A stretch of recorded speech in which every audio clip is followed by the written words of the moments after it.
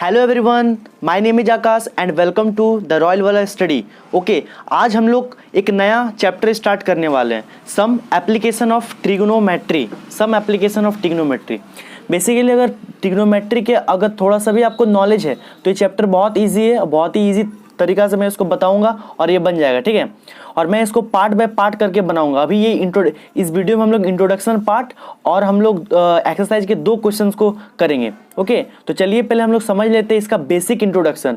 इस चैप्टर का basic introduction को पहले समझते हैं क्या होता है। सब एप्लीकेशन ऑफ ट्रिग्नोमेट्री में 3 पॉइंट है बेसिकली हम लोग सबसे पहले कवर अप करना है, ठीक है। तो चलिए हम लोग स्टार्ट करते हैं। चैप्टर में आपको इंट्रोडक्शन पार्ट है, ठीक है।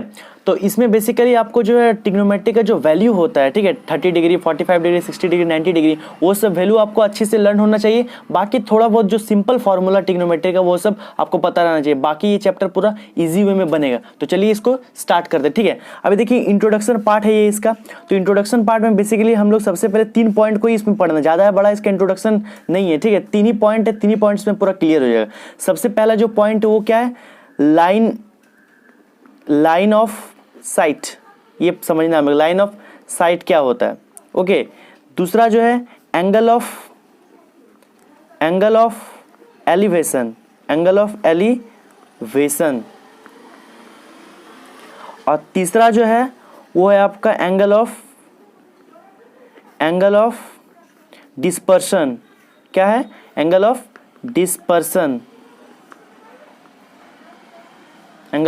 डिस्पर्शन। ओके, ये सबसे पहले हम लोग कवर करना है। तो सबसे पहले चलिए हम लोग 1 बाय 1 पहले जानेंगे कि ये लाइन ऑफ साइट क्या होता है, ठीक है। देखिए लाइन ऑफ साइट समझने के लिए, ठीक है, सपोज आप मान लीजिए कि सपोज आप मान लीजिए कि आप यहाँ पर खड़े हैं, ठीक है, आप यहाँ पर खड़े हैं।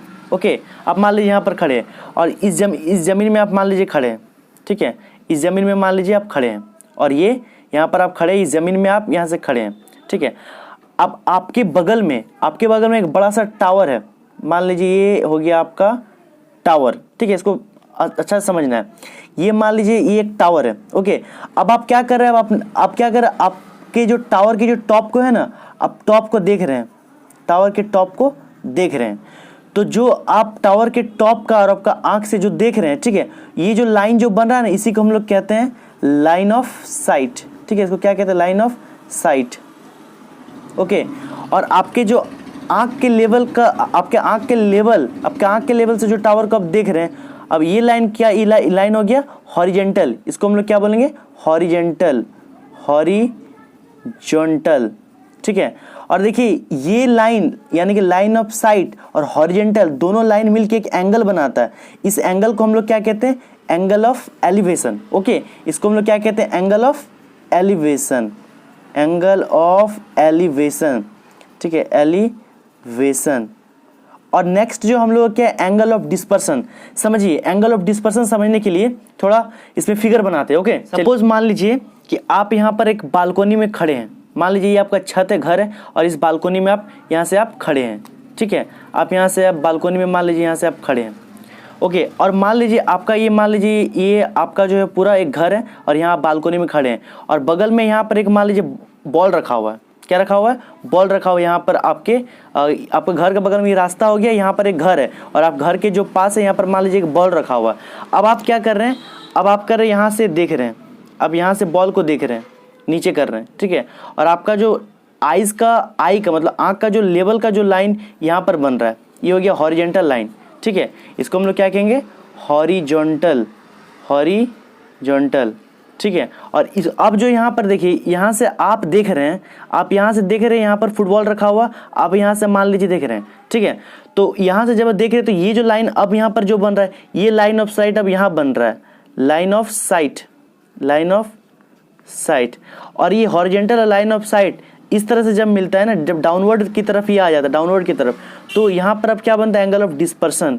इसको क्या बोलते हैं? एंगल ऑफ डिस्पर्सन,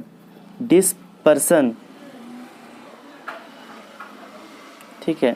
अभी देखिए अगर नहीं समझ में आए फिगर तो हम आपका एनसीईआरटी बुक में लेके जाते हैं, ठीक है। एनसीईआरटी बुक में पूरा क्लियर दिया हुआ वहाँ पर। तो चलिए एनसीईआरटी बुक में आते हैं। ओके, देखिए अभी इसको सिंपल अभी हम लोग चलेंगे यहाँ पर। ये देखिए फिगर में हम लोग समझते हैं, ठीक।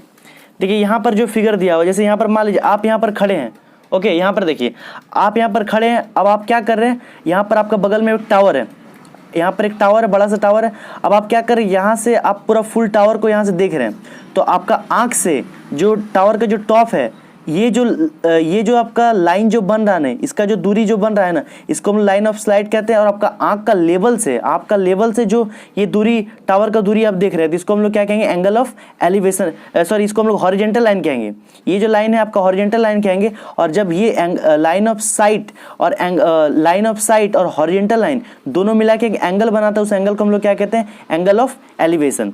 ठीक है, चलिए अब दूसरा वाला जो फिगर है कि बालकनी में यहाँ पर खड़े हैं और यहाँ पर एक बॉल रखा हुआ है। ओके, अब आप क्या कर रहे हैं, अपना आँख से इस बॉल को यहाँ से देख रहे हैं, अपना आँख से नीचे करके बॉल को आपको देखना पड़ रहा है ना। ठीक है, तो यहाँ पर बॉल रखा हुआ, तो अब जो लाइन देखिए जो बन रहा है, ये डाउन की ओर लाइन बन रहा है। ठीक है, तो ये अब यहाँ पर क्या बन गया, लाइन ऑफ साइट ये हो गया। ठीक है, और जब आँख का लेवल से, अब इधर जब देख रहे हैं आँख का लेवल से, तो ये लाइन आपका क्या हो गया, हॉरिजेंटल हो गया, आँख का लेवल से जो देख रहे हैं। ठीक है, इधर क्या हो गया, हॉरिजेंटल। और जब हॉरिजेंटल और लाइन ऑफ साइट मिलता है, तब यहाँ पर क्या बनता है, एंगल ऑफ डिस्पर्सन बनता है, एंगल ऑफ डिस्पर्सन बनता है। ओके, तो ये हो गया हम लोग का पार्ट्स। आइए अब एक्सरसाइज की ओर आगे बढ़ते हैं। तो आइए स्टार्ट करते हैं एक्सरसाइज 9.1 जो फर्स्ट क्वेश्चन है। ठीक है, चलिए फर्स्ट क्वेश्चन हम कॉपी में हम राइट कर लेते हैं, ये लिखा हुआ मेरा ऑलरेडी है।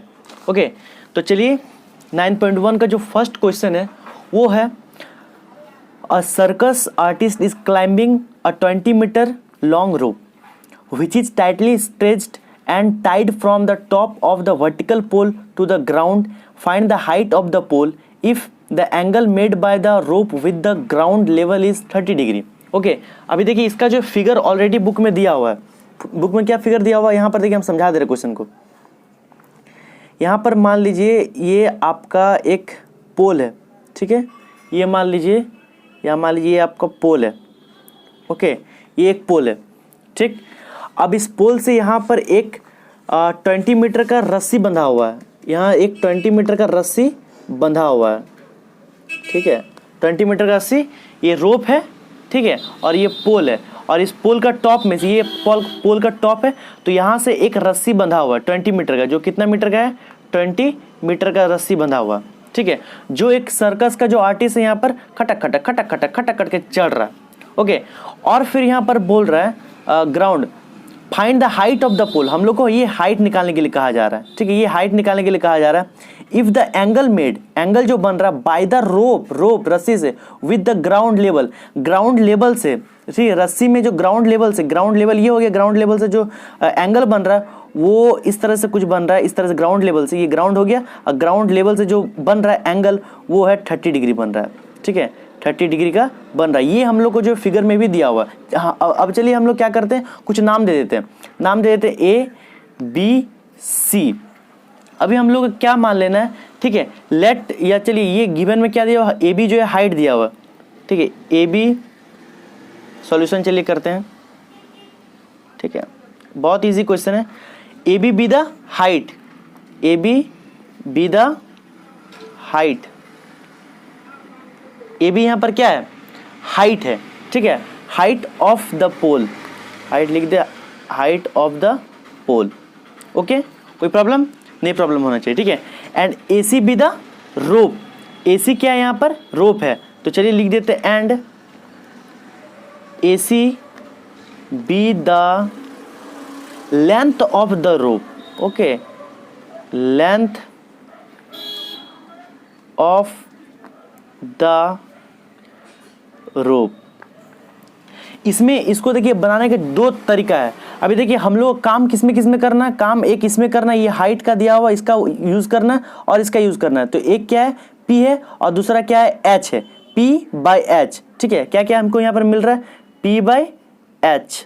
ओके, और P/2 मिल रहा है, दो चीज। चलिए P/H, आप सोच रहे कि P/H इसको और इसको ही पहले क्यों ले रहे हैं, इसको भी तो ले सकते थे, इधर H/P भी तो ले सकते हैं। जी हाँ, तो चलिए आपके अकॉर्डिंग H/P भी ले लेते हैं, H/P। अब P/H जो है किसका फॉर्मूला होता है, साइन का फॉर्मूला होता है। किसका फॉर्मूला होता है, साइन थीटा का फॉर्मूला। लेकिन थीटा की जगह यहाँ पर एंगल दिया हुआ है 30 डिग्री लेना है। अभी देखिए एक बार तो हम लोग P/H तो ले लिए, अब ऐसे भी तो ले सकते थे H/P, तो H/P यहाँ पे ले लिए, सॉरी H/P। और HP किसका फॉर्मूला होता है, वो होता है कॉसेक का, कॉसेक जो कितना कोसेक थीटा होता है, थीटा की जगह क्या है 30 डिग्री।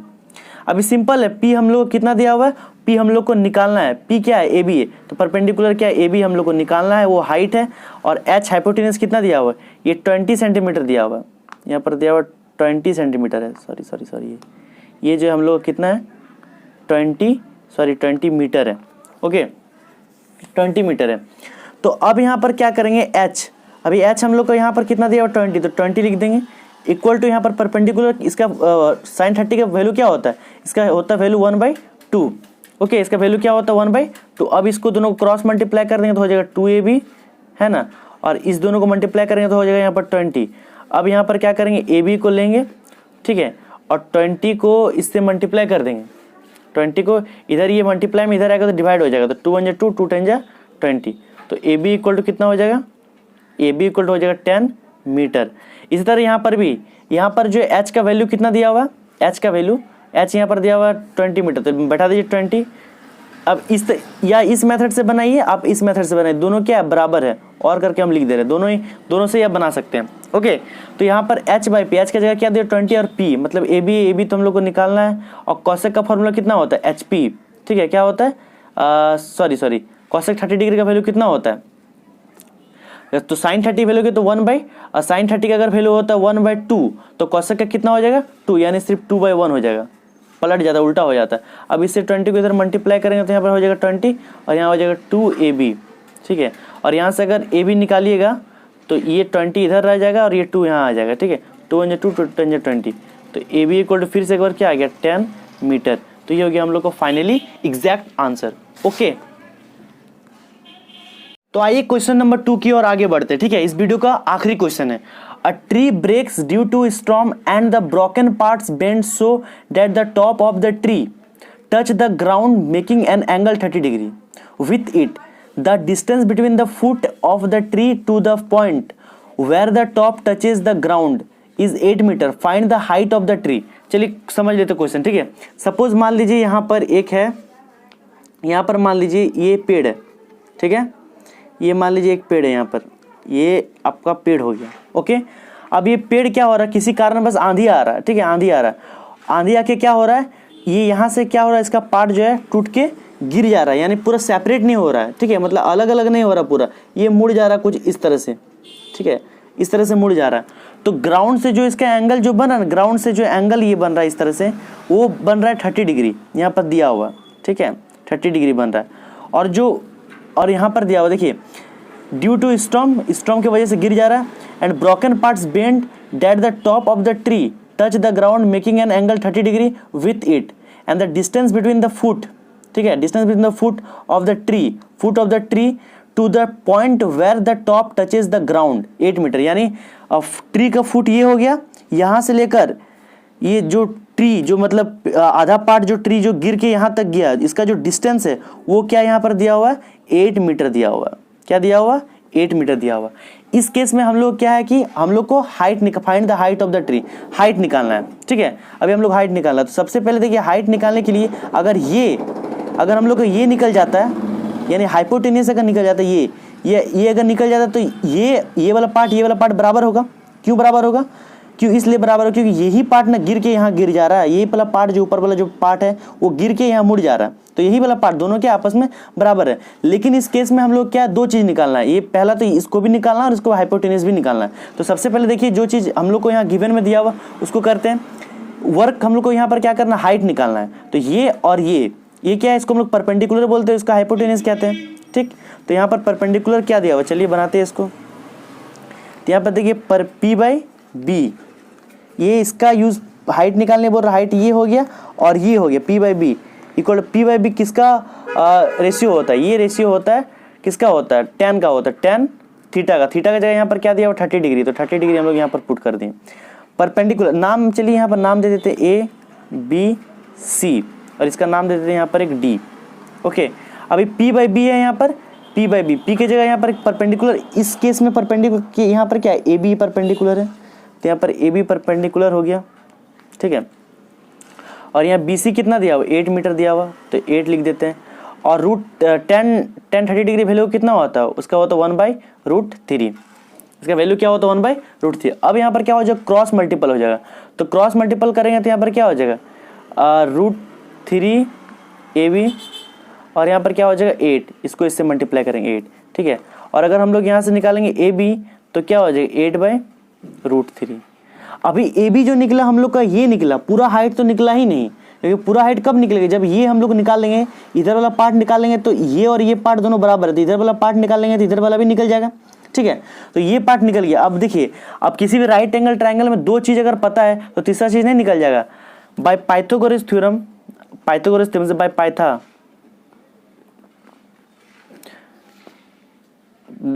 द पाइथागोरस थ्योरम क्या होता है, h² इक्वल टू क्या होता है p² प्लस b² होता है।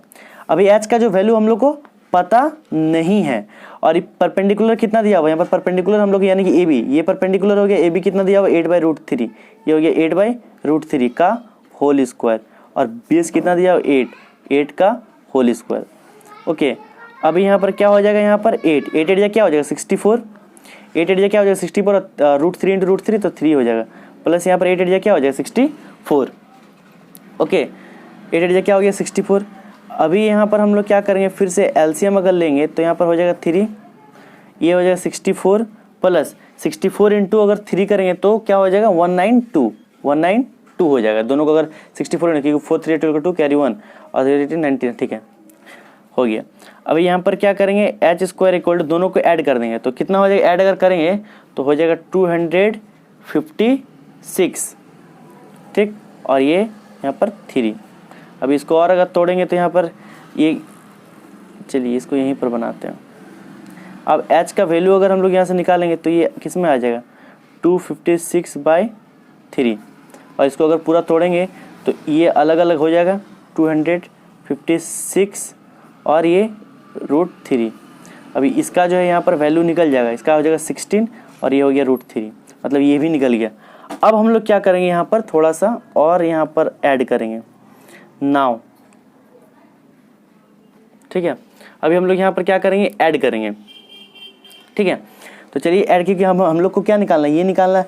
अभी हम लोग निकालेंगे क्या निकालना है, डी बी पूरा हाइट है ट्री का, तो डी बी इक्वल टू लिख सकते हैं A B plus A D. तो डी बी का हाइट, डी बी क्या है हाइट है, ए बी कितना हम लोग आया है, ए बी आया 8/√3, और ए डी यानी क्या है, ए डी यहाँ पर है ये और ये आपस में बराबर हो जाए, क्योंकि यही पार्ट ना यहाँ गिर रहा है। तो ए सी कितना हम लोग आया था, ए सी आया था यानी 16/√3, तो अब लिख सकते हैं 16/√3।